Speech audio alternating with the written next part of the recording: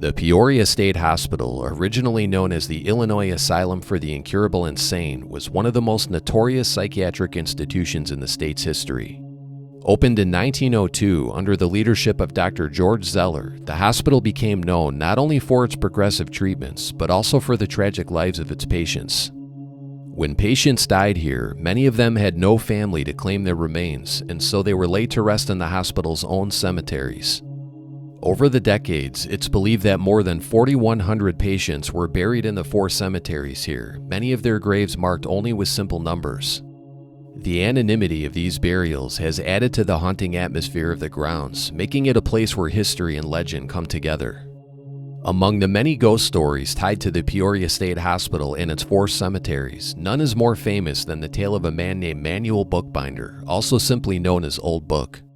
Bookbinder was a longtime patient who couldn't read or write, and no one knew his real name because he never spoke a word to anyone after suffering a nervous breakdown. It was said that because of his mysterious background and his unwillingness to speak, the court officially named him Bookbinder based on a former job he once held in a factory binding books. Old Book was well liked by both staff and patients, remembered as a gentle man with a kind personality despite the hardships of his life. His presence in the hospital was a comforting one until his death, when his story, documented by Dr. Zeller, became something far stranger. According to the ghost story written by Zeller, Bookbinder's main duty was serving as a gravedigger for the Asylum Cemeteries, a role he carried out with care and dedication. What made Old Book memorable was not just his work or his inability to speak, but his reaction to the funerals held for his fellow patients. According to Zeller, Old Book was overcome with emotion every time a patient from the hospital was laid to rest in the cemetery. He would stand near the funeral service, then break away from the crowd in tears, unable to control his explosive grief. Witnesses recalled how he would wander beneath a large elm tree in the cemetery and weep with heartbreaking intensity, sobbing loudly as though mourning a close family member each time someone died. Though the exact spot is unknown, this open space between the gravestones could mark the former location of the elm tree where Old Book cried. In his writings, Dr. Zeller wrote about Bookbinder's intense weeping under the tree, noting how extraordinary this display of emotion was. In an era when mental illness often dehumanized people in the eyes of society, his tears stood as a powerful reminder of compassion and humanity within the asylum's walls. Zeller described how it touched everyone who attended the funerals, because Bookbinder's sorrow seemed genuine and deeply felt for each patient who passed away. The eerie part of the story is when Bookbinder himself died in the winter of 1910, possibly from tuberculosis, though the exact cause of the man's death is unclear. During his own funeral, held in the very cemetery where he had dug so many graves, an unexplainable event occurred. Dr. Zeller even wrote about this incident, confirming that multiple witnesses experienced the same phenomenon at the same time, making it one of the most documented ghost sightings tied to the asylum. As the men lifted the coffin with ropes to place it into the grave, they immediately noticed how light it felt, almost as if it was empty.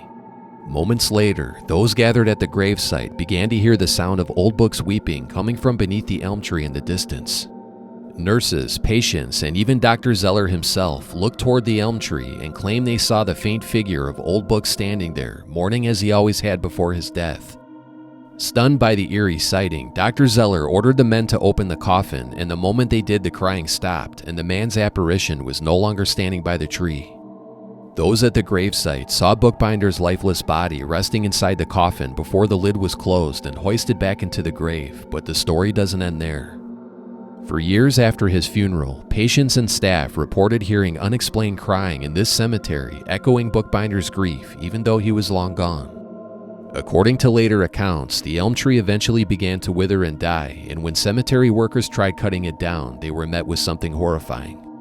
As the saws cut into the trunk, the men heard the unmistakable sound of sobbing coming from within the tree, as though Old Book himself was mourning once again. The workers were so disturbed by what they heard that they stopped what they were doing and refused to continue. In the weeks that followed, others tried burning the tree down to remove it from the cemetery, but these attempts failed. Witnesses claimed that as the flames licked the bark, the same weeping and wailing could be heard, chilling everyone who stood nearby. And others said they even saw horrifying visions of Bookbinder's face glowing in the flames as he screamed and cried in agony. Some said the fire would not take hold, almost as if the elm tree itself resisted destruction. Out of fear and respect, the dying elm tree was left alone until it eventually fell to the ground without damaging a single gravestone beneath it. To this day, the legend of Bookbinder remains one of the most famous and enduring tales of Peoria State Hospital and Cemetery, but it is far from the last. In another small cemetery right around the corner from Bookbinder's grave lies another name etched into the asylum's tragic history, Rhoda Derry. While Bookbinder was remembered for his compassion and grief, Rhoda's life was marked by unimaginable suffering. After decades of confinement and torment, she descended into madness so deep that she clawed her own eyes out and disfigured her face, making her almost unrecognizable. When she was finally brought to Peoria State Hospital from an almshouse, she was a broken woman, living out her final years within its walls before being laid to rest here in the Asylum Cemetery. Though most of the hospital buildings have since been torn down, many claim that when they stood abandoned, Rhoda Derry's ghost was one of many that haunted the grounds. The book 44 Years of Darkness, written by Sylvia Schultz, documents Rhoda's tragic story along with multiple ghost stories from witnesses who believe they encountered her ghost. In the book, a man who visited her grave claimed to have captured a woman's voice, believed to be Rhoda Derry, on a recording device. In another encounter, a psychic medium investigating one of the hospital's buildings said she saw the ghost of Rhoda Derry crouched on the floor near the front entrance. And another witness claimed to have the same encounter in the same exact location, reporting that the color of the ghost appeared to be different shades of blue. It is said that Rhoda loved chewing tobacco, and witnesses conducting paranormal investigations have noticed the random smell of tobacco in the hospital's buildings and also at her gravesite. Some believe the unexplained paranormal activity that continues to be reported on the grounds may be the restless spirit of Rhoda Derry, unable to find peace after a lifetime of unimaginable misery. Rhoda Derry's tragic and disturbing story begins in rural Illinois in the 1830s. Rhoda was once a beautiful young woman who lived a normal life until the age of 16 when she fell in love with a boy named Charles Phoenix. According to accounts, their relationship led to an engagement in 1852, but later ended under dramatic circumstances. Charles' mother, Nancy Phoenix, strongly opposed their relationship, believing that the Derry family had associations with witchcraft. She was even said to have placed a curse on Rhoda, threatening that if she continued to see her son, she would be afflicted with torment. Not long after Charles' mother made this threat, Rhoda began showing signs of severe mental illness, and her life quickly spiraled out of control, according to stories reported by the press. Local newspapers at the time reported that Rhoda was bewitched by an old woman named Phoenix. And days after the alleged curse began, Rhoda told her family that she saw Satan lurking in physical form. Later, while visiting her sister, she said she could see Mrs. Phoenix in the corner, and according to her own statements, she believed the old woman would torment her as long as she lived and that her pleasure was done. As these mental episodes worsened and her relationship with Charles ended, Rhoda Derry was first admitted to an asylum in Jacksonville, Illinois, where she was later deemed incurable and sent home to her parents. What's strange, though, is that during her stay at the Jacksonville Asylum, staff told stories about Rhoda frequently leaving her room at night, even when the doors were locked from the outside. Nurses would later find her roaming the yard in the morning, and when asked how she got out of her room, she told them Mrs. Phoenix unlocked the door. These mysterious events, along with her violent outbursts, were said to frighten staff members, which eventually led to her discharge. Rhoda Derry was sent home to live with her parents again, but when her mother died and her aging father was no longer able to care for her, she was sent to the Adams County Almshouse in Quincy, Illinois in 1860. And it was at this almshouse where she would spend decades living in horrifying conditions. Most infamously, Rhoda was confined to what was known as the Utica crib, a small cage-like box with slats across the top and drain holes on the bottom for human waste. Violent patients were often restrained inside these cribs for long periods of time, including Rhoda, who lived inside this box for 44 years before being transferred to the asylum in Peoria. The treatment at the Quincy poorhouse was beyond inhumane, and by the time she was finally transferred to the Peoria State Hospital in 1904, Rhoda was broken physically and mentally from decades of neglect. Rhoda's physical condition was so bad that she arrived in a basket. Her muscles were atrophied, and it was impossible for her to move her legs or her hips, so she hopped along the floor using her hands as feet. When Dr. Zeller admitted her to the hospital in Peoria, she was described as a frail, wasted woman, barely human in appearance after years of mistreatment. Yet in Zeller's writings, he spoke of Rhoda with compassion, noting that she was given the first real care and dignity she had experienced in her adult life. For the first time in 44 years, she was given a room and a bed with clean sheets and was no longer confined to the torturous conditions of the Utica crib. Rhoda lived out her remaining years at the Peoria State Hospital and died there in 1906 at the age of 71, just one day short of her birthday. Rhoda Derry's story is one of the more extreme cases among the thousands of patients buried in the former Peoria State Hospital grounds, but she is far from the only tragedy here. Her grave, like Bookbinder's, is marked with a plaque to preserve her name and memory. Yet scattered throughout the 4 cemeteries here are hundreds of graves that bear no names at all, only numbers. For those patients, their stories and identities have been lost to time. With so many forgotten souls resting here in anonymity, it's little wonder the cemetery is said to be haunted.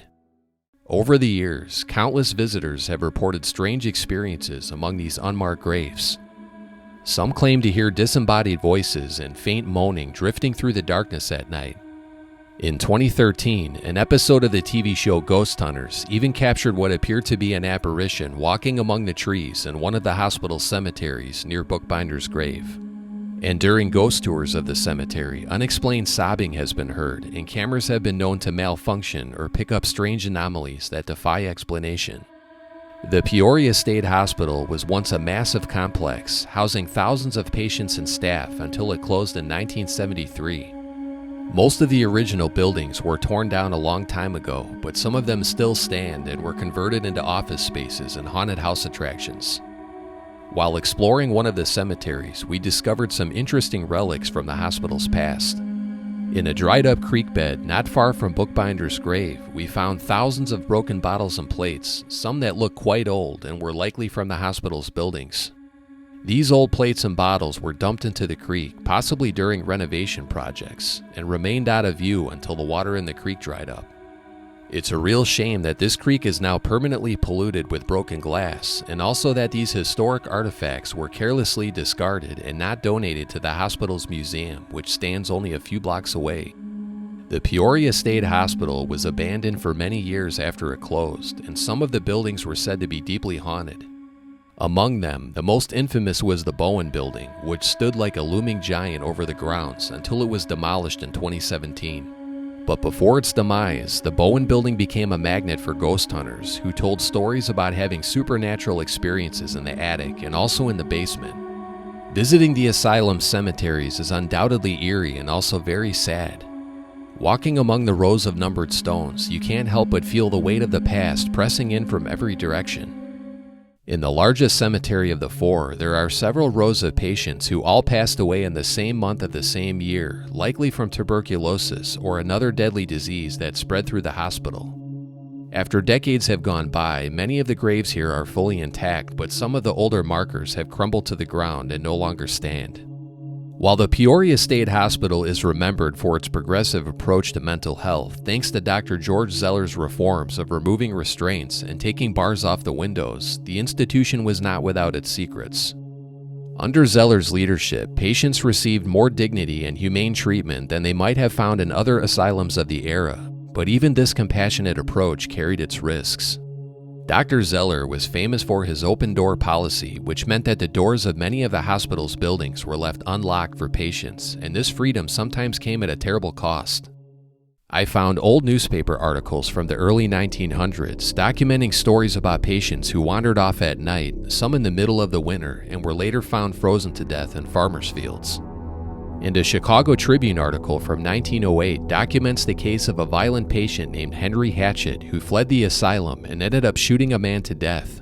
He was later given life in prison for the murder. And a 2013 Times article shed new light on the darker years of the Peoria State Hospital. In the article, 2 former nurses who had worked there in 1949 were interviewed about their experiences during the years after Dr. Zeller died. Their story showed that while Zeller had championed humane treatment and compassion, the hospital's practices shifted dramatically once he was gone. The nurses told stories about assisting doctors with electroshock therapy sessions, many of which were conducted secretly in the hospital's basement. Much of the hospital staff had no idea these procedures were even taking place, and the nurses described the unsettling atmosphere of carrying out treatments that were both painful and controversial. They also remembered helping doctors with hydrotherapy, in which patients were plunged into freezing water or wrapped tightly in cold, wet sheets as a means of control. Perhaps most disturbing of all were their memories of the effects of patient lobotomies. 94 lobotomies were performed at Peoria State Hospital before its closing, and the nurses spoke of the heartbreaking results they witnessed. Patients left vacant, emotionless, and broken, shadows of the people they once were. Today, only the Asylum, Cemeteries, and a handful of surviving buildings remain, but the legends have never left. Between the forgotten graves, the ghost of Bookbinder and Rhoda Derry, and the lingering presence felt in the buildings that still stand, the former hospital grounds still have a reputation as being one of the most haunted places in Illinois. But what about you? Have you ever experienced anything strange at the Asylum Cemeteries? Have you ever seen a ghostly figure wandering among the graves, or heard the sound of crying? And for those who remember, did you ever have the chance to explore the Bowen building before it was torn down? And if so, did you see a ghost? Leave a comment below. And if you enjoyed the video, give it a thumbs up and hit the subscribe button now to see future videos like this one. And if you want to share a creepy photo or suggest a haunted place for a future video, you can reach me at the email found in the video description below.